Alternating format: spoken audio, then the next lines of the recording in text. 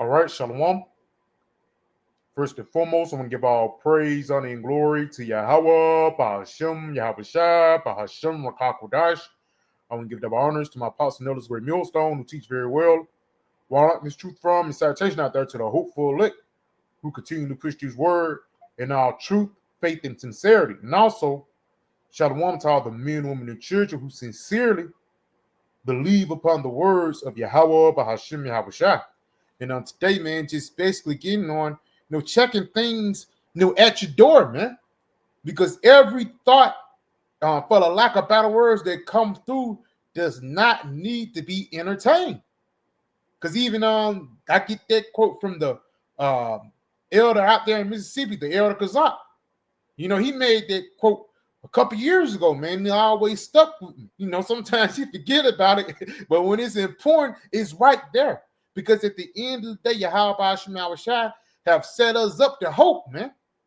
And it's going to be thoughts that's going to try to come in your mind. That's going to be, quote unquote, less encouraging. It's going to be thoughts that's going to come in your mind that's going to be wicked as hell, man. And it's a point when you can't entertain or act on those thoughts. Whether it be a thought or you getting cornered, you want to whoop a nigga ass in the middle of Publix, or whether it be a thought of you damn commit adultery, and whether it be in a thought of damn procrastination. And the reason why I'm saying this because I've been in all those positions, man. So let's go ahead and get this. This is the book of Revelation 3 and in verse 20. It says, "Behold, I stand at the door and knock. If any man hear my voice and open the door, I will come in to him and will sup with him and he with me." Now, again, that door can be equate to what Yahweh Shai entering into your mind.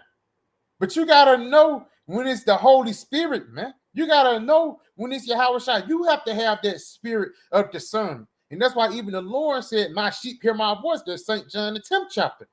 And you also know when you bugging up. Because again, Jacob tried to make an excuse for something. Like for adultery, Jacob be like, "Man, they ain't married. They ain't, she been with 50 men before, committed adultery already." Nigga try to find an excuse for it, man. And once you act on that, guess what? Yahweh Shema shall have all right to destroy you. But once that thought come into your mind, the woman texts you trying to get explicit. A thought come to your mind, say, "Yeah, man, for a lack of better words, yeah, she got a man. Yeah, let me block this bride number, man. I know she dealing wickedly." Or any other thing, man. Because again, it's going to be thoughts that's going to come into your mind that's going to try to lean you back into that old man. But you have to be spiritually rejuvenated in Yahweh Shai. Yahweh Shai have to come into your mind and rejuvenate you with those righteous thoughts or those right decisions. That's the point I'm trying to make.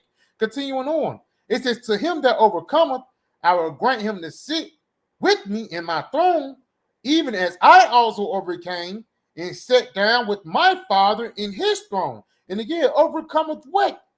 Not overcoming. Yeah, I overcame Grand Theft Auto. No, that first overcoming is what? Overcoming yourself, man. Because once you conquer yourself, you conquer the world. Like Scarface, the world is yours then. In a certain sense. And even then, the Lord said the kingdom of heaven is in you.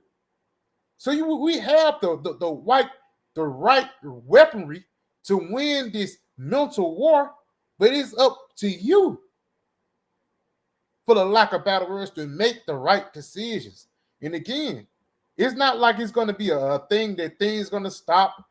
And for the lack of better words, you're not going to be troubled with certain things. Why? Because you in the flesh. You have to realize the Lord have set us up in the latter days to pass the ultimate test. We're going to go through the ultimate mental test in the upcoming days, man. Whether it be the sea hip, whether it be the famine, or even a damn EMP attack. Some brothers are going to get thrown into prison. Some brothers are going to get their head cut off. But how is your mental going to be in that day? So let's go ahead and get this. This is the book of Jeremiah 17. And I'm going to start at verse, Jeremiah 17 and 9. It says, "The heart is deceitful above all things and desperately wicked. Who can know it?" And that's really the flesh. Because again, you could just be chilling and laying back, sipping a brew or whatever, and a wicked thought will come through your mind. You'll jump up, what the fuck? Then sometimes it'd be an array, back to back to back to back to back. But guess what? You have to rebuke it because we have the spirit of discernment and know, oh, that's like a Yahweh shot. A bride, a bride got a man, she's trying to holler at you. That's not of Yahweh shot. A piece of pork come in your face, eat this, you hungry than a motherfucker. That's not of Yahweh shot. It's going to get to a point when the Lord is going to test our ultimate integrity and test your integrity in the ultimate test. That's what this truth is for, man. Because again, once you have integrity, you're going to stay true on the things that you believed in. You're going to stay 10 toes down on the things that brought you up, for the lack of better words. You're going to trust in the things that you learned too. Because it was points that we acted on wicked thoughts and it didn't work out the right way. And we learned, oh yeah, your house shot a little bit better now, for the lack of better words. So next time when you get in that position, your mental cognitive will be more on point. Now it was a point when we had an excuse, when we first got into the truth, when we was in the world a little bit, you still had a little calcium on your pineal gland. It ain't that time, man. Now is the time to let those righteous thoughts flow and to reject those wicked thoughts. The thoughts of I get to it tomorrow. You land the thoughts of I'm tired. Fuck that. Wisdom of Solomon 9, and I'm gonna start at verse 13. It says, for what man is he that can know the counsel of the Most High, or who can think what the will of the Lord is? Now we know that the will of the Lord is to destroy America. We know that the will of Yahweh Shai is, bring up Israel. We know that because why? The Lord presenting it unto us. But a lot of scenarios that we in, we don't know what can happen. One thing that I learned, you just have to sit in it and basically let the Lord rescue you. And, you got time to think. You got time to, for the lack of better words, know how to make the best move. You got time to, when you get in trouble, somebody say sit back and think about it. They get to a point where you overthink. Now you worried about this, you worried about that. That's why it says, for the thoughts of mortal men are miserable, and our devices are but uncertain. One thing, money. I gotta pay this bill. I got 4 tickets, Take word. I hope I don't get pulled by police. You pray, and that leads to prayer. Take pray a lot because they worried and shit. But at the same time, that's not even a righteous spirit to carry around through your everyday life, because stress is one of the number one killers upon the planet Earth. And the reason why you stressing is because the flesh, the spirit don't, the spirit don't worry, man. Because the spirit knows, for the lack of better words. Continuing on, for the corruptible body presses down the soul, and the earthly tabernacle weigheth down the mind that museth upon many things. Now, I'm having an anxiety attack about some simple shit, because that's what it leads to. For the lack of better words, what about this? Is what about that? Then now you overthinking about something that could have been solved with just a simple action. But again, we're learning this. We learned it. I learned this when I got into the truth, for the lack of better words, man.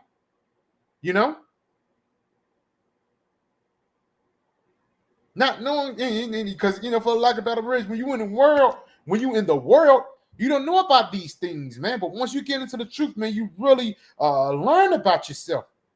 You learn about the flesh, and you learn about the flesh need food. The flesh, no, you don't need that.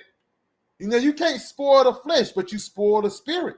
Because why? Once you spoil the flesh, it says what? The corruptible body.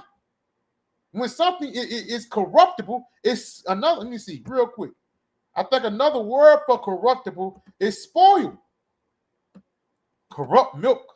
Let me see that word, corruptible body. The word corruptible.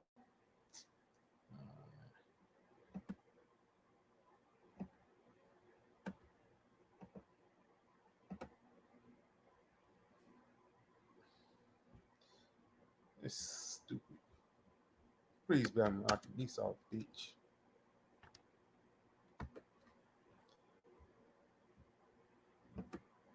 Yo, that's heavy. Corruptible, corrupt, debased in character, and that's the flesh. Because you will have anxiety, being shy, for like a lot of things, man. It basically debase your character. You won't be able to flourish in the spirit. Why? Because the flesh is trying to choke you out. You got to get out that headlock, my nigga. Got to get out the headlock. Out. It's a corrupt, unhealthy, corrupt, uncaught, to destroy, spoil. You see? Another word from corrupt, corrumpere, it says to destroy, spoil, man. So you can't spoil the flesh. Why? Because it's corruptible. It's only going to get worse and worse. Corrupt, seduce, bribe, and that's the biggest thing that the flesh worry about.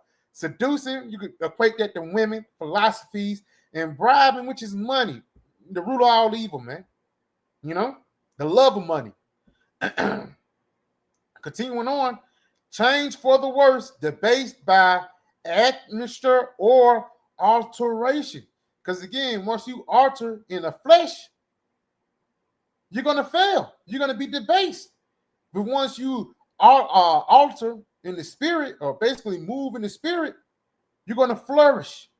Guilty of dishonesty, invoking, corrupt, depraved morally, pervert from good to bad. And again, it was a point. One guy that's corrupted is that guy Alazar. It was a point that you was righteous. It's a chance for him, but you depraved yourself morally by trying to get your backside touched. That's pretty much it on this word. Let me go back into this Wisdom of Solomon. Once again, Wisdom of Solomon 9:15. For the corrupt body presses down the soul, and the earthly tabernacle wears down the mind that muses upon many things. And really, for lack of better words, we handle our business and things like that, but we really ain't got shit to worry about. Once you handle your business and you got to do what you got to do, after that, you ain't got to worry about nothing. Because Yahweh Shemal Shah always make a way for us, man. And once that way come through, you pissed off at yourself. And you say, what the fuck I was worried about in the first place? Salaki, continuing on. It says, and hardly do we guess aright at the things that are upon earth. And with labor do we find the things that are before us. And it's beautiful. Let me read this again.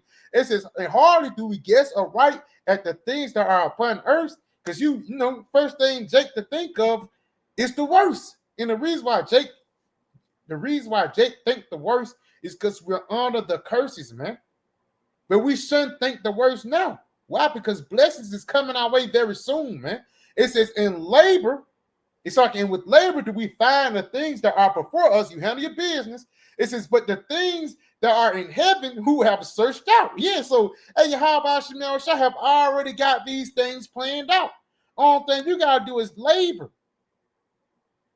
And it's going to work out itself, man. That's the faith that you got to have. We got to have, man. Talking to myself first. It says, in thy counsel who have known, except thou give wisdom and send thy Holy Spirit from above. So guess what? We ain't going to know the counsel, oh Lord. The only way you're going to stop worrying, the only way you're going to stop musing upon many things, you have to get this wisdom of Yahweh Shemal Shah and the Holy Spirit that is sent from above, man. You can't buy this. No, the Lord have to give this thing from you, man. These things have to enter into your mind. So when the Lord knock at your door, the Holy Spirit can come in. But those wicked thoughts, those worrying thoughts, you got to check that shit. Continuing on. For so the ways of them which lived on the earth were reformed, and men were taught the things that are pleasing unto thee, and were saved. What? And were saved through wisdom. So through your mind, through the wisdom of the Lord, because wisdom is Yahweh Shah. That's why this is called the wisdom of Solomon. So through the wisdom, we're going to be saved. And not only saved from damn Esau, not only saved from the sea help, not only saved from the pestilence and all these things that the Lord got coming down the pipe, one of the first things that this wisdom is going to save you from is yourself. The way you get the victory is through wisdom. So let's go ahead and end off right here. I pray that this video was comforting and exhorting the brothers, man. This is the book of Proverbs 24 and verse 23. Matter of fact, yeah, Proverbs 4. I'm gonna start at verse 22. And this one of my favorite scriptures, man. You know, every day, you know, for lack of better words, to hit harder.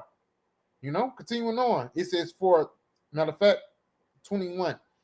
Proverbs 4 and 21. Verse 20, my son, attend to my words, incline thine ear to my sayings. Let them not depart from thine eyes, keep them in the midst of thine eyes. For they are life unto those that find them. Now, is that life something different? Is these words something different? No. That life and that wisdom is the same thing that can save your soul in Wisdom of Solomon, the 15th chapter. Continuing on.